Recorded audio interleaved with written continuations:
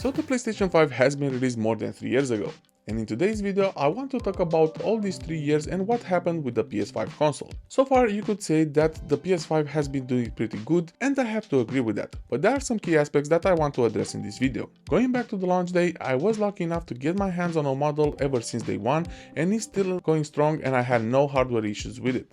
I know there were a few issues hardware-wise, but mine has been going strong. The first thing I want to address is the comparison with the PS4 Pro. I am coming from a PS4 Pro, and I gotta say that initially I didn't really feel the need of upgrading because the games were still looking pretty good, and I know that the graphics are better, but initially that wasn't that noticeable, and I understand why a lot of people still haven't upgraded to the PS5 yet. I actually have quite a few friends that are still using their PS4 Slim model even because they don't really care about the extra graphics, and as long as the games are released on both consoles, they are fine with it. But that's the thing, games.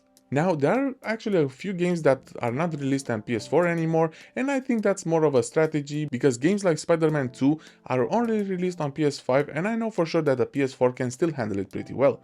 Of course, you'll not get the same raw power, but I think that's more of a strategy, and in the end I understand why Sony is doing this, but as long as you don't really care about those games that were released on the PS5 only, I think you're still good with the PS4. So my key aspect here is that for a casual gamer, as long as you don't care about all these different accessories or about the specific games, I think the PS4 is still a pretty good console to own even after 3 years of the PS5 release. And considering the exclusive that we got for the PS5, not including the PSVR 2 ones, I think we got less than 20 games that were released so far for the PS5. But that's the thing, there are quite a few important titles out there like the Spider-Man 2 or the new Cyberpunk update, and if you don't care about those ones, then sure, but if not, the PS5 is the only console that you can play some of these games. Now we are at the 3-year mark, and Sony just released the PS5 Slim. Well, technically they're not calling that, but it's a slimmer model, and of course people are calling that, and in the end there aren't any upgrades for the console except for some minor things that you may or not care about. And what that means is that you can still get a digital console, and if you see that down the line you need the disc version, you can simply buy the standalone Blu-ray drive and you're good to go. I myself, I don't really care about the slim model because my console, as I said, is still going strong,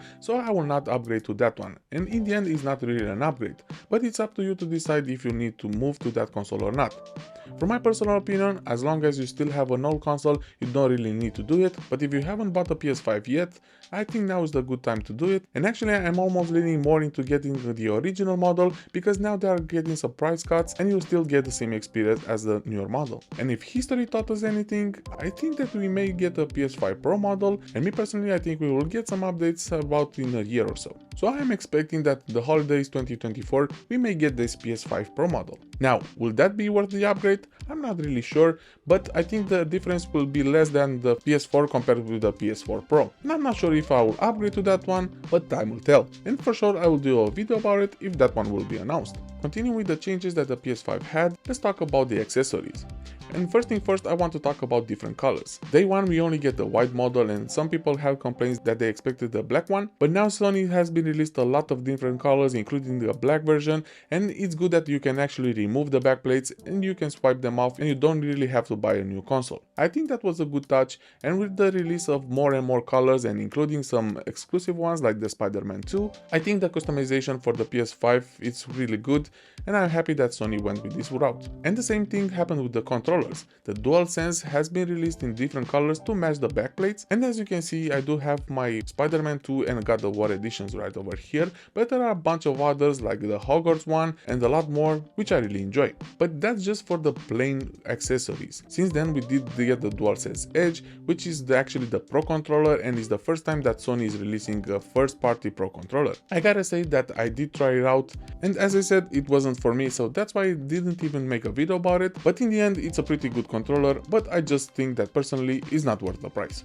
And in line with controllers, Sony actually released the Access controller, which is a very customizable one, and this was designed with accessibility in mind, and I'm really happy that Sony went this route because Xbox was already doing this, and I'm loving knowing that Sony released a first-party device like that. Accessory-wise, because I still consider these two to be accessories, I think the more important ones were the PSVR 2 and the PlayStation Portal. Now the PSVR 2, it's a device that I enjoy, but I never bought it because I don't really think that the games are enough for now. If we will get more releases for the PSVR 2, for sure I'll get my hands on one, but for now I think this is just a nice accessory to have, but there aren't too many games to play on. The motion is really good, the experience is actually great, but as I said, if there aren't enough games, then I don't really see a reason why you should have one. And I really hope that Sony will release more and more games, because I don't want them to find the reason why the PSVR 2 failed. And if history taught us anything, Sony's strategy is most of the time the one that is killing off these products. And speaking of killing off products, let's talk about the PlayStation Portal. Now, this is a device that I am getting my hands on, but so far it's still quite difficult to get one in Romania, but do expect some videos soon on that one, and I know that the first impressions are not that great.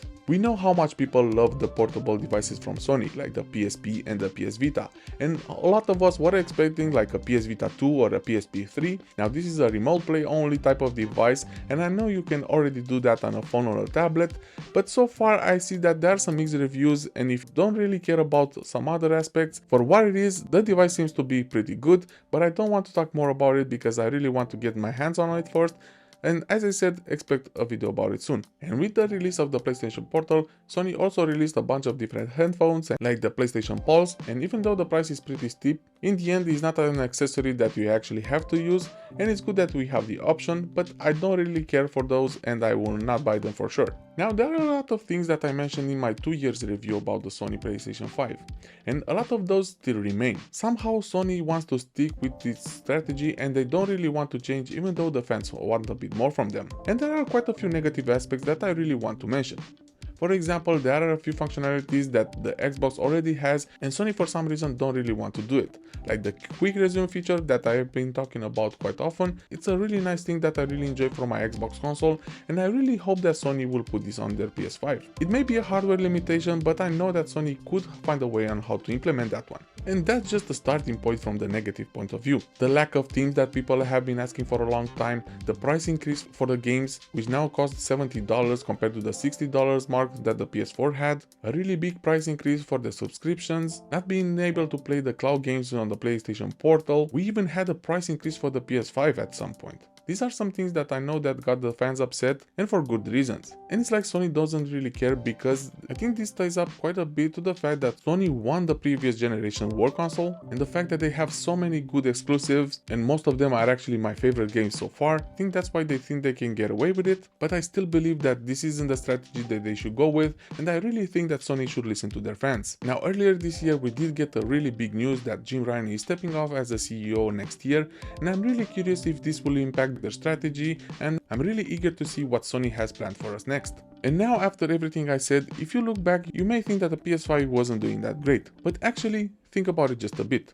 If you compare these 3 years with the first 3 years of the PS4, I think the PS5 is doing way better than the PS4. And the reason for that is that the PS4 was actually doing a lot better at the end of its life cycle. Some pretty good decisions, plus the games that were released, made the PS4 the great console that it is today. And considering that the PS5 has overall a better start compared to the PS4, I still think that this could be the greatest device out there, but it's up to Sony to look back a bit and to see what their strategy is next. Most of these are just gimmicks, and I know Sony can implement them quite easily. And if anything, I think I'm more excited than ever to see what Sony has planned for us next. Overall, do I think that the PS5 is a good device? Of course. Is it the best one? I cannot really say for sure. But overall, using the PS5 for 3 years, I had some great times with it, some amazing games, and in the end, that's what I care about. And as long as they continue with their main important topic, the first party titles, I still think that Sony will do great. Do you think that overall it's a better console than the PS4? And what are your expectations for next year? I for one, I'm really excited for next year,